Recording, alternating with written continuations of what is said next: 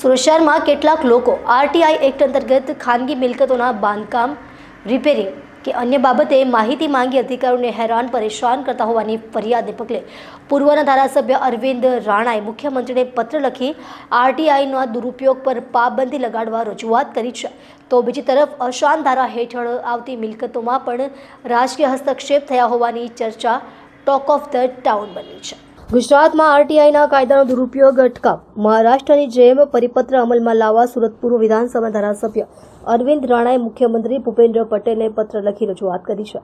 ધારાસભ્યએ પત્રમાં લખ્યું કે જે માહિતી મેળવ્યા બાદ અધિકારીઓ પર દબાણ લાવી વ્યક્તિગત રીતે લોકોને હેરાન પરેશાન કરવામાં આવે છે અને તેઓની મિલકત માલિકો પાસેથી રૂપિયાની માંગણી કરી બાંધકામ તોડાવી નાખવાની ધમકી આપતા હોય છે.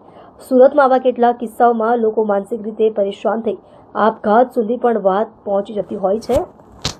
આ મામલે આરટીઆઈના અધિકારીઓને હેરાન પરેશાન કરતા હોવાની ફરિયાદ ઉઠી છે. તો બીજી તરફ અશાંત ધારા હેઠળ આવતી મિલકતોમાં પણ રાજકીય હસ્તક્ષેપ થયા હોવાની ચર્ચા પણ ટોક ઓફ ધી ટાઉન બની છે.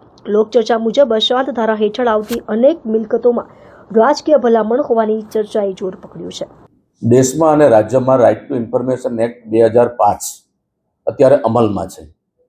સામાન્ય રીતે આ આરટીઆઈ એક્ટ જે છે એ કોઈ પણ સામાન્ય નાગરિક સરકારની કોઈ પણ જાહેર બાબતોની જે વિગતો હોય તે આ માહિતી અધિકાર દ્વારા એ માંગી શકે છે.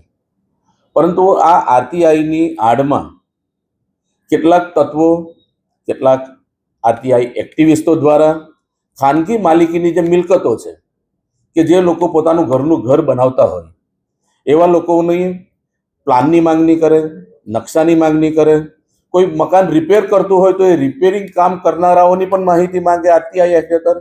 અને માહિતી આવ્યા પછી એ વ્યક્તિને બ્લેકમેલ કરવામાં આવે, અધિકારીને બ્લેકમેલ કરવામાં આવે અને સામાન્ય નાગરિકોને પાસે પૈસા ઉઘરાવવાનું એક જબરજસ્ત કૌભાંડ એ સુરત શહેર અને રાજ્યભરમાં ચાલી રહ્યું છે. ત્યારે આવા